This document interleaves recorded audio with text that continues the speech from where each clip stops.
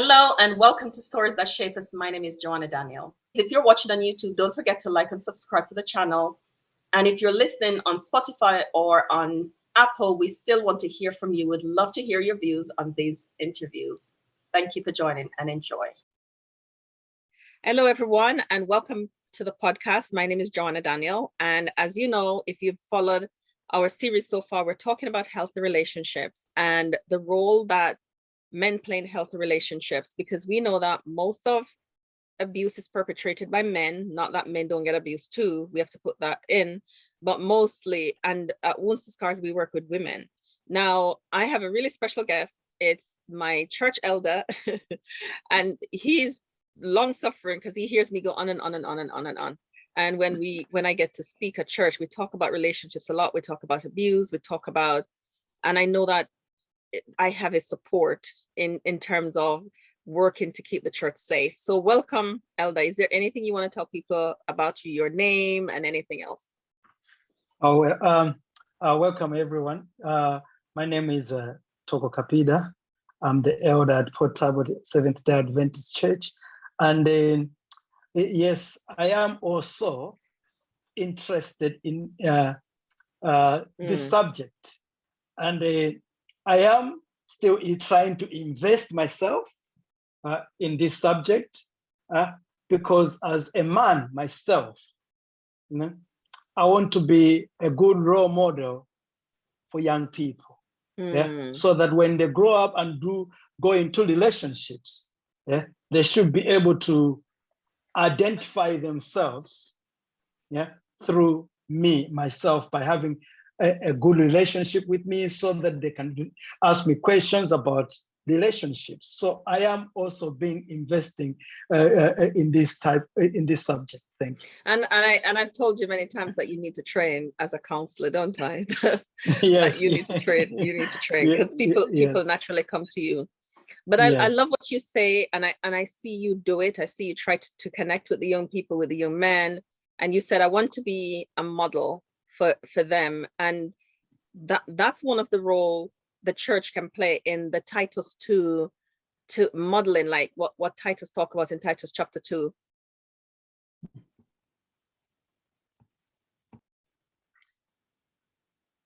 So the role that the men can play in mentoring men. So I'm going to find the verse and I'm going to read it, but you tell us a little bit about what you meant when you say you wanted to kind of be a model for the young men. I believe in starting from the beginning. I always call it going back to the roots, right, which is sorting out a problem from the beginning, not in the middle. Not in the middle, because when things get worse in the middle, where people go into relationships and there is abuse in the relationship, that's the end. That's the end part of everything. You see? So you want to start at the beginning. So it has to start from the beginning. So as a church, we have got a duty for our young people to learn when they're young. Right. I think, is it Deuteronomy 11 verse 19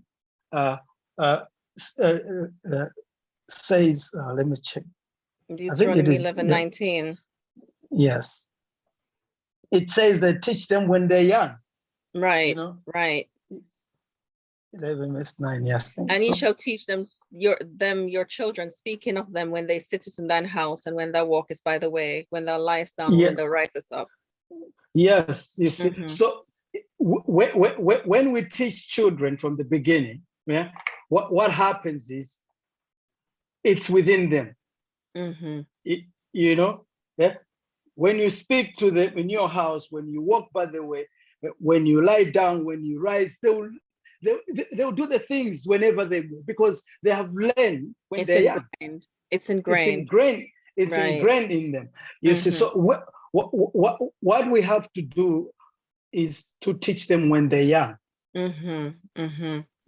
so that they should not depart from it. Teach them when they're young, and they never depart from it. That's the word to say. That's true. That's true. I mean, if we teach them what safe relationships look like, if we model it for them by being safe people to them, if we call out when we see things that they're doing, path that they're going down that might lead them in a different direction when they're young, yes, then we, what you're saying is we can save it before it becomes a problem. Yes, and there have been statistics shows that most men who usually abuse their wives, they never had a role model. Okay. When they were young. Right. Yeah. And as well, most men who are abusive, usually they come from abusive homes themselves. Right. You see, so it's a vicious circle. So it's a chain. Right. You know. Right. So if we break the chain from the beginning, it's not gonna go on. You see. So we have to teach. We have to teach young men about how to talk to women. How to treat and respect. How to respect women. You know, and that's why the word of God is saying in the house. You know, you teach them in the house because it starts within the house. The way a son is going to talk to his mother. Yeah. How the young man talks to his mother, how the young man talks to his sisters. You see, so if as parents we see that the way he's talking to his sisters is not right, we have to break that cycle immediately. Yeah, we deal with it straight away. You deal with it straight away. So it's important that we start from when they're young. But at the same time, we have to accept that we have to deal with the situation at hand as well. So I mean, before we get onto that, and I think that's really true, we have to accept that sometimes we don't get to, and people come in at the church at different stages. They might not come from they were young. But what you're saying is it's modeled in Titus 2, where the aged men be sober, grave, temperate, sound in charity, and in patience. That's the aged men. And it says that, and I think this is for the men too, for young men likewise, to exhort to be sober-minded. And but he said the aged men first and then the young men. So it's like young men who don't have a model at home, they don't have a good model at home, they can see a model in church that they can pattern, because the men at church are so sober-minded and is aware of these things, so they know they have a responsibility to be models to the generation that's coming next. And so we can change, we can do a lot of good that way. Yes. So I agree with you. Yeah, and you know, because a church is a safe environment. Should be. Of course, yes. It's supposed to be a safe place. And when we talk of a safe place, we're talking of a place where people are free. To talk about their feelings. To talk about their problems. And they feel secure. You know, and it's the same with young people. They should feel safe that they can talk about their feelings. They can talk about the things they want to know. They can question things. You see, so as older men, we have to also be open. You know, be open to criticism. You see, be open to criticism. You know, sometimes as we feel like, oh, we are old, we are the elders in the church, so no one can question us. You see, but we need to be questioned.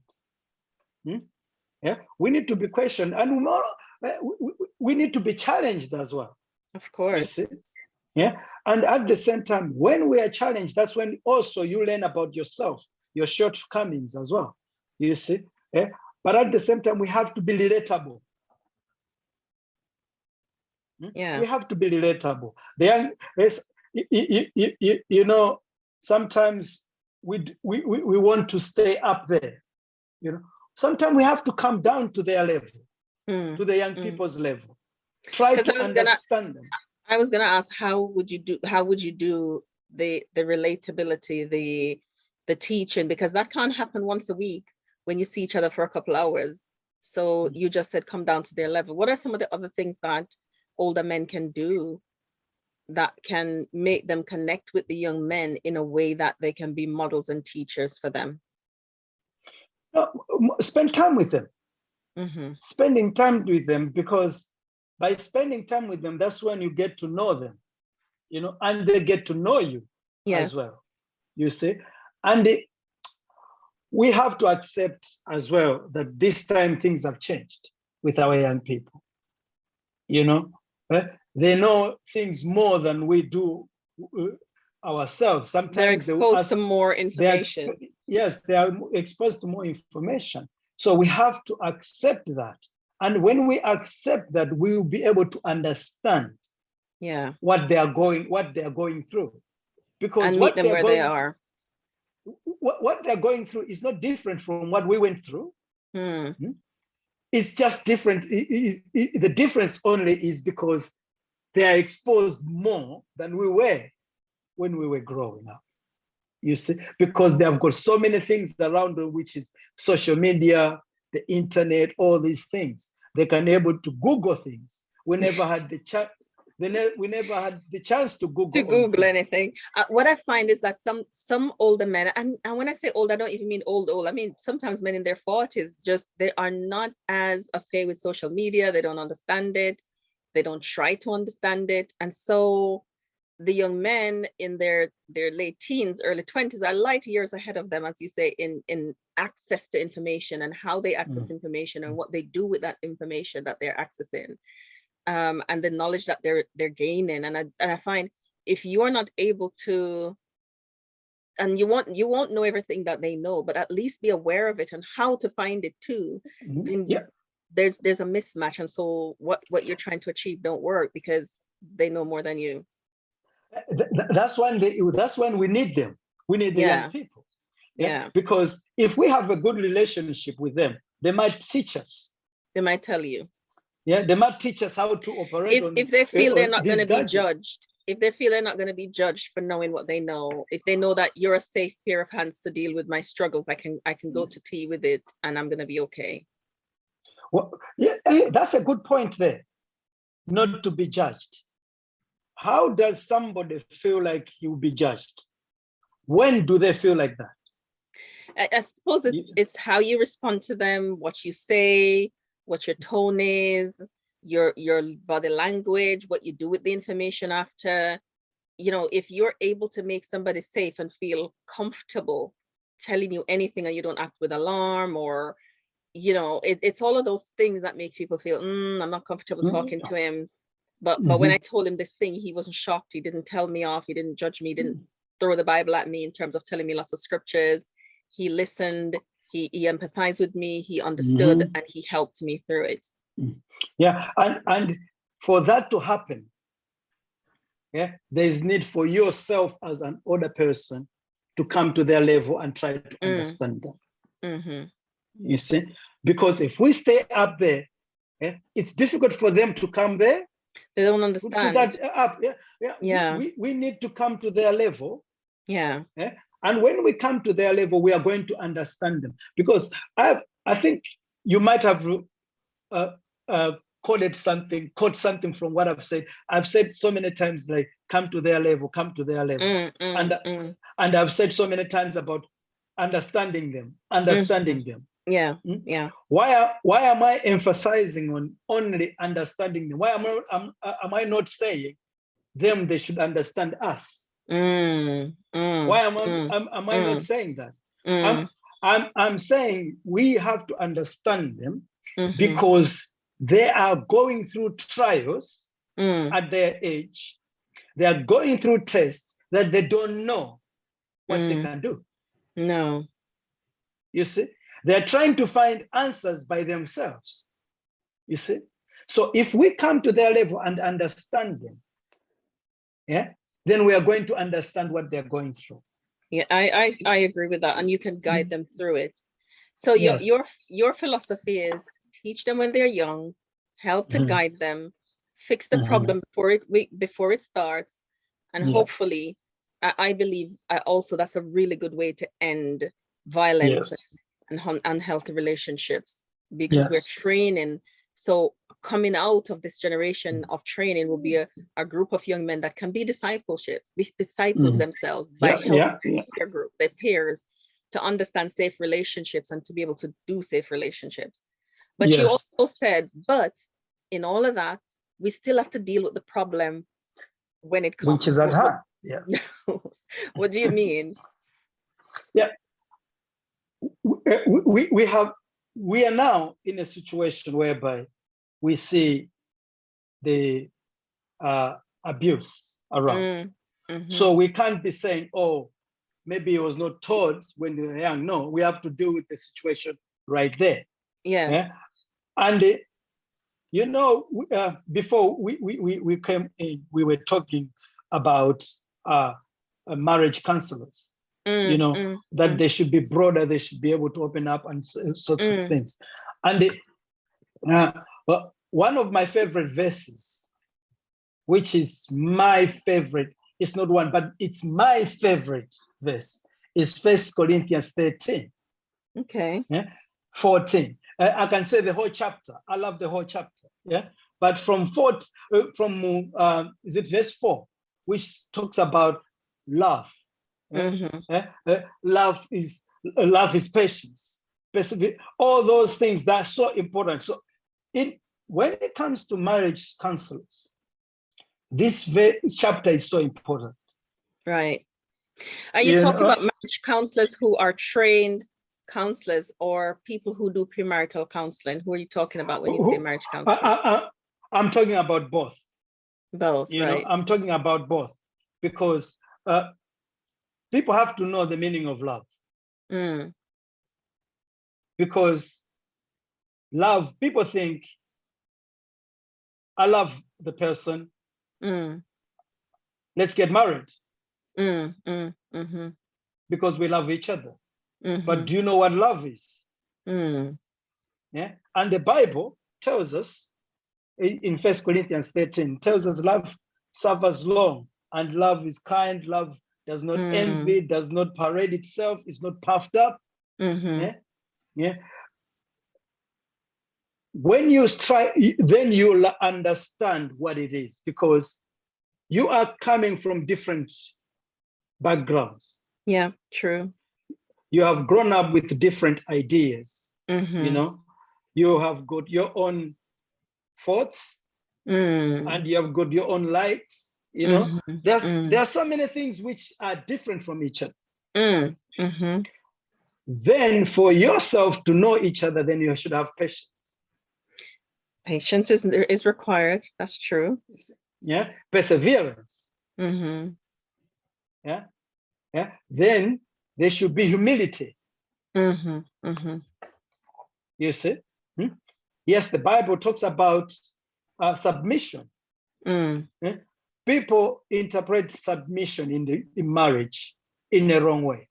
Right. They use it as part of abuse. Yes.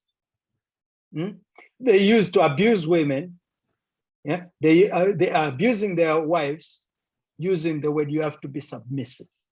And that's not love. And that's not love.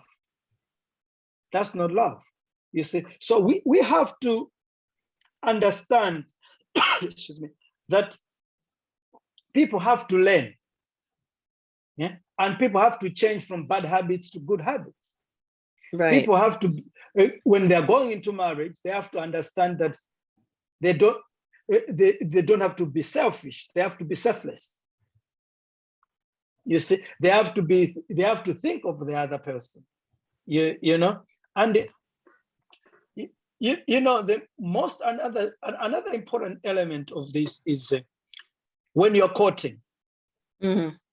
That's when you get to be open with each other. As open as their knowledge of self will allow, because sometimes you're growing in understanding of self, more of you is being released, and you're getting to revealed rather. So as much as you know about yourself, be honest with that part, what you know. Yes, yeah, and be open to criticism. You know, from who? Because some people can't take criticism from their spouses. Yeah, that's where we get it wrong. That's where we get it wrong, because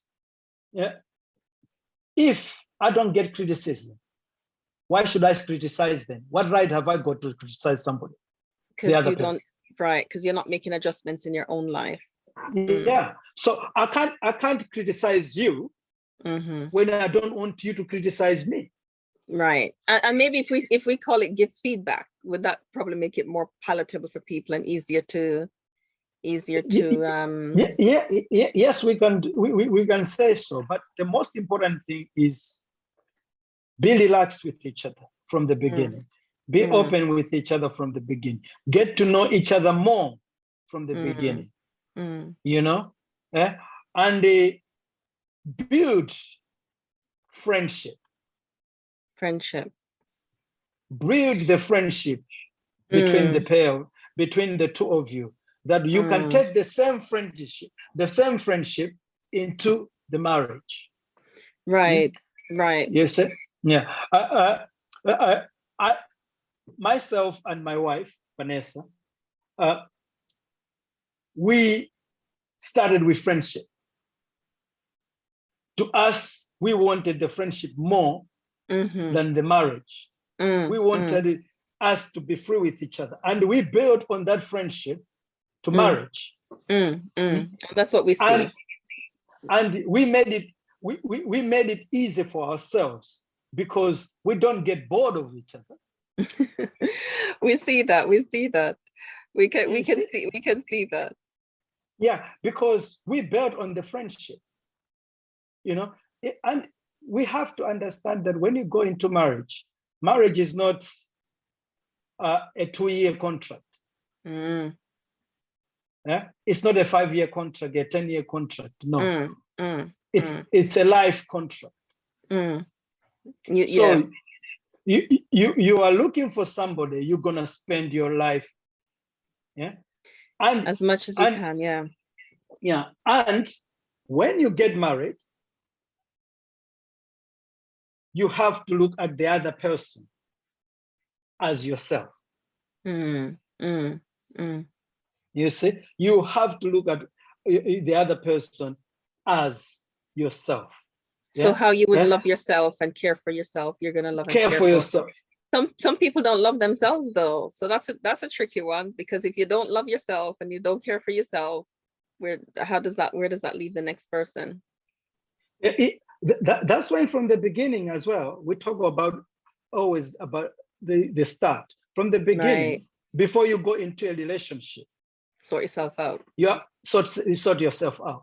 Sort yourself out. That's been a consistent message with everybody that we've talked to so far. And it wasn't planned. I didn't ask anybody to say it, but all the men so far I've said, sort yourself out, basically. And that's a message to men that, if you're listening, and if you're dating, and if you're not yet dating and you're listening to this and you're a man and you know that you have things to sort it out. If you're a woman and you're dating and you're going in a relationship with someone, make sure they're sorted. Don't ever feel like you can fix them, because you can't fix them. And I know sometimes as women, we think our love is enough, and it's not. They need to fix what they need to fix. I want to ask you something, Elder. You said that you talked about feedback and criticism. How do you take that as a man? Because that's part of my interest when you said it. How do you deal with feedback and criticism, or criticism that is not positive? That means that you have to change something. How do you manage it? To me, it's a positive thing. You see it positively? Yeah? I see it as a positive thing, because if somebody comes to me and tell me my weaknesses, my problems, that means the person wants me to be a good person, to be a better person. Right. So I look at it as a positive to me, because if I don't know that I'm doing something wrong, you don't know how to fix it. I'm not going to know how to fix it. True that. You see, with my wife, I know Vanessa, you know Vanessa. We have a day usually. Sometimes we don't have to have a specific day, but sometimes we just sit and start talking. And we ask each other questions. You know, like I remember a few weeks ago, we were asking I asked her, you know, I know I've been coming home tired. Yeah. How have you been feeling about maybe my behavior or maybe my grumpiness or something? You know, am I all right? You know, so she was able to tell me that, you know, when you come in, sometimes you're okay. Even though you're tired, you explain, I'm tired, I'll go straight to have a shower. And sometimes they give me time because Landy, my daughter, all the time when I walk in, she's on me. You know, she wants us to talk, she wants us to do things. So, you know, sometimes you're tired. You've worked hard, you're tired. So you have to explain that, you know, give me 5 minutes. I can regenerate my energy a little bit, you know, then I come back to my senses properly, you know, because you don't want to bring in bad vibes. Right. You know, so you're aware of that. When you're tired, sometimes it's everyone. When you're tired, your brain is tired. You're not as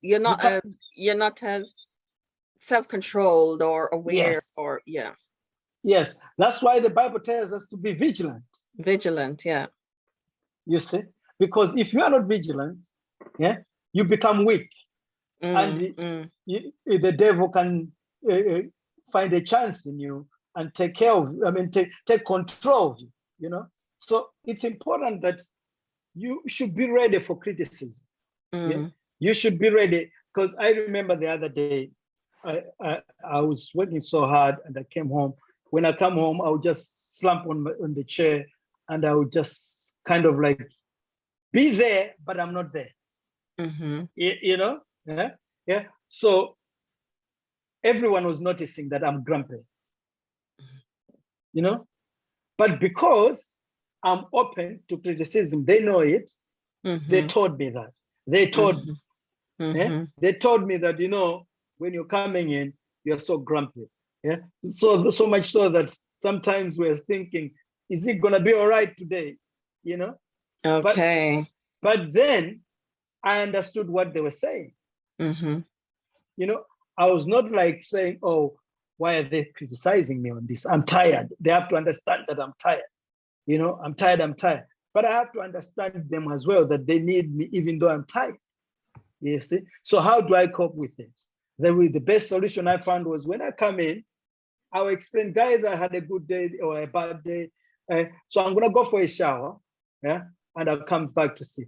In the shower, I regain my energy there. You know, I sit down, I'm having my bath, I sit down, I relax. When I come back out, I'm relaxed. So their feedback help you to realize something that you could put in place that you could help to alleviate that. Yes. Thank you for sharing that, and I'm sure it's going to be helpful to people that, you know, just use your words, just be open to feedback and be able to use that feedback to effect change in your home. As we wind down, I want to ask a question, and I know you have to answer this generally.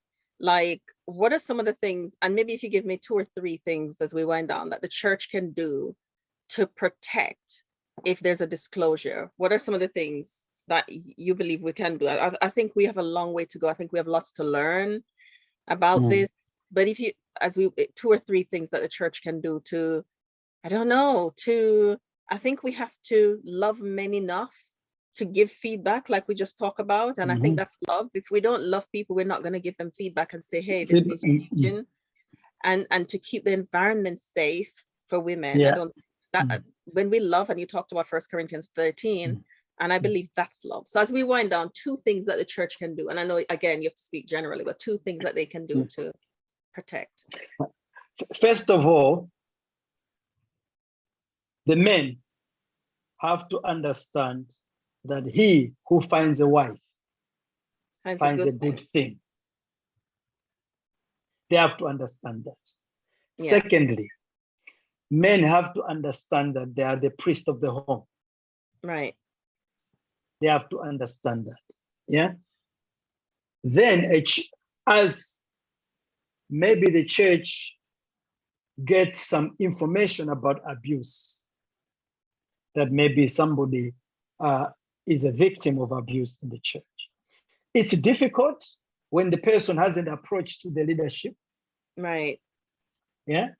When it's just rumors going around. You cannot act on rumors. Right.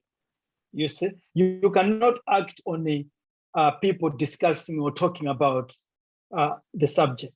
Yeah. But you can be cautious. You can be aware. Yeah. So you have to open your eyes as a leader, trying to support the person, even though the person hasn't come to you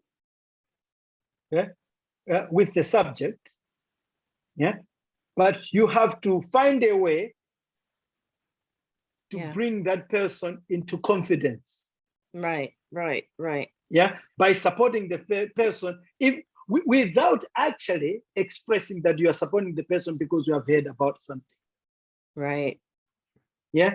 Yeah. You can support the person by showing them love. Yeah. Showing them that the church cares. Yeah. Showing them that they know the church is a safe place for them. Without actually going into the subject. Right. Because they haven't said it to you.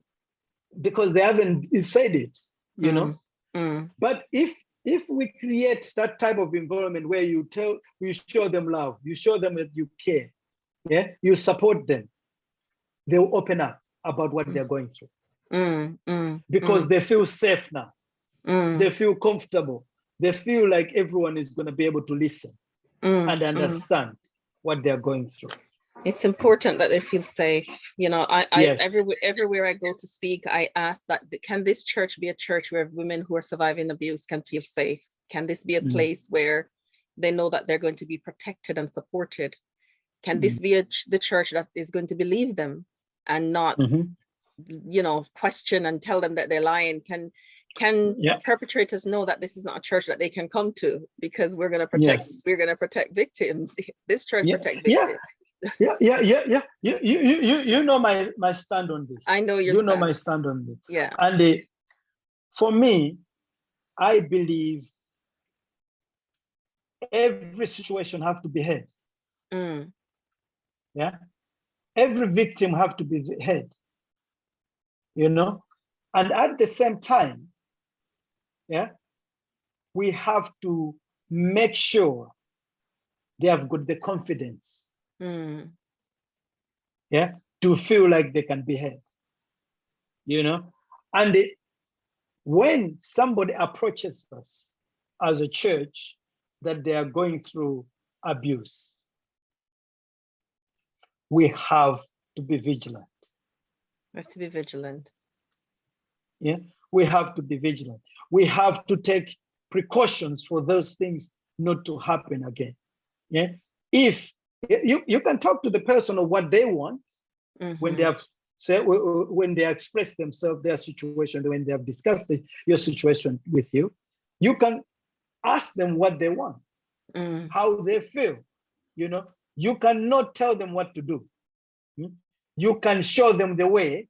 You can lead them so that they can see that there's a safe way out of that. Yes. You see, but it's about their choice. Yeah.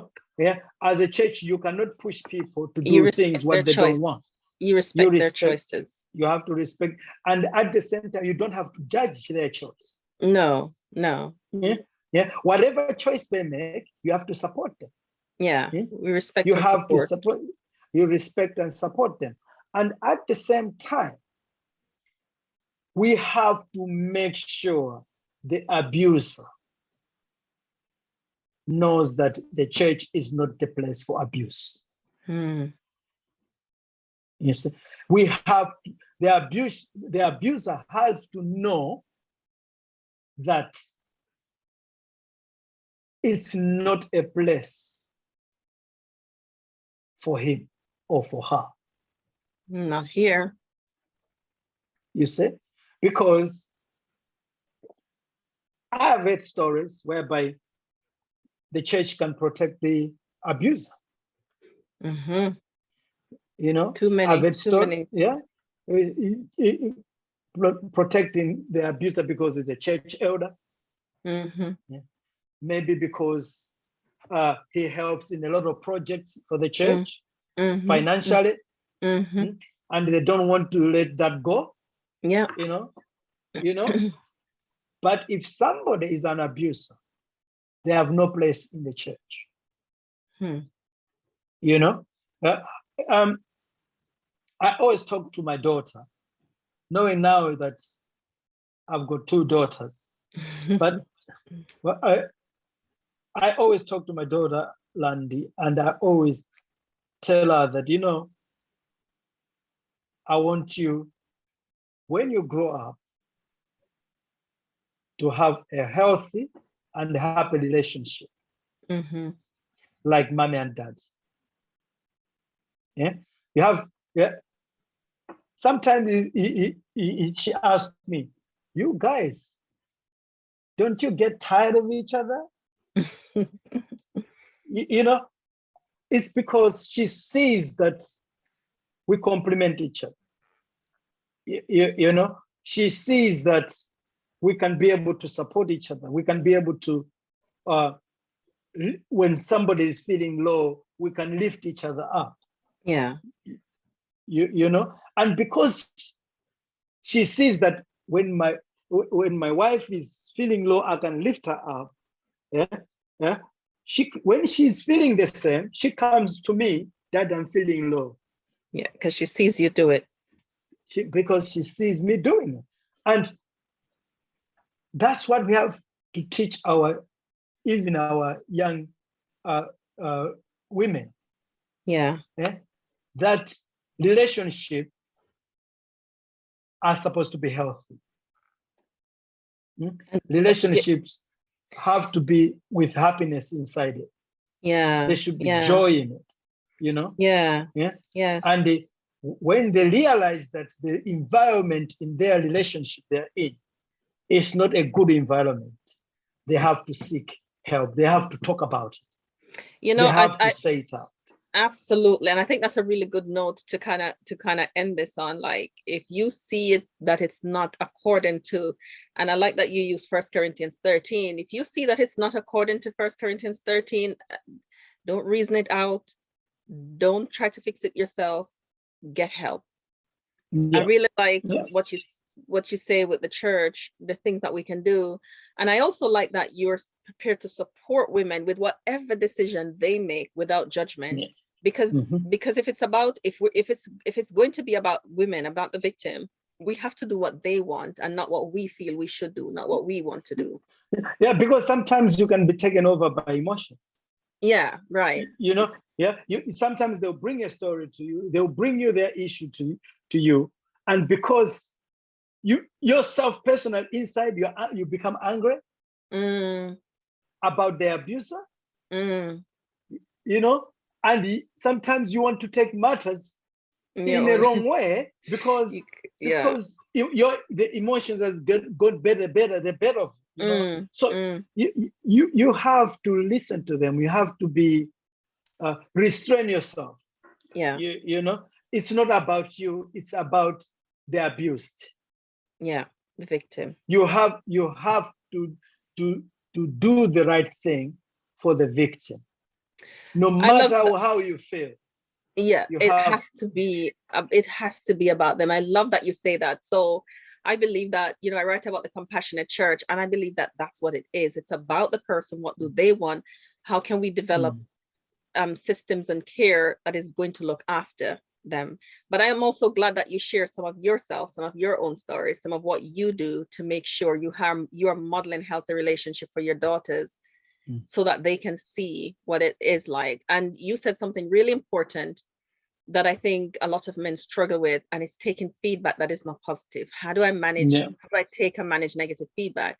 You not only are willing to take it, but you invite it, you ask, because you have this, perhaps a way of self-reflecting that you can know that I'm not up to my 10 today. This week I was about a 2 all week. What can I do to get myself? Let me just check in, because I feel it. Let me check in to see what it was like, how the people in my life, how that impacted them. And I think that's so really positive. And just to add on that, even relationship with our children, is so important.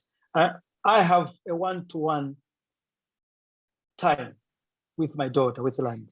Very important. Very important. It's so important. Whereby I sit down with her, she tells me how she's feeling, whatever she's going through. She'll tell me her stories, all these things, how school is going, all those things will stay. Then it's question time, whereby I tell her to ask me things. And as well, I want her to tell me how I am doing as a father. You see? So if one day she was wrong, and maybe the way I approached the subject was not in a way that was good, she has to tell me, so that I can learn from it. No, that time maybe I was not supposed to conduct. But you know what you did there was you have built a relationship and a foundation to facilitate that kind of feedback.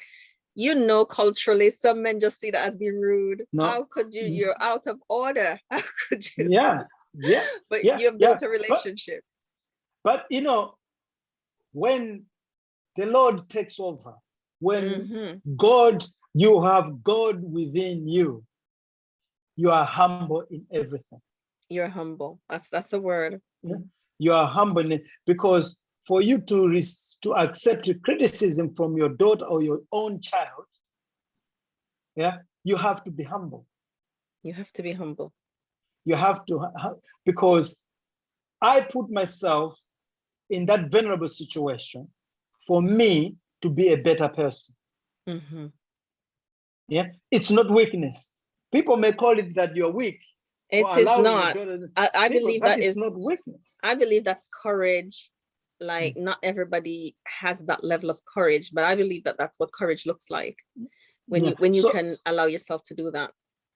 So we have sometimes to allow ourselves to be vulnerable in that sense, that in order for us to grow. Indeed.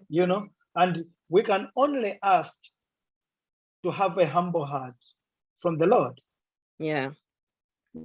Because without a humble heart, I think it would be difficult even to build anything at all. Absolutely. I couldn't agree more. That's a really good point to end on.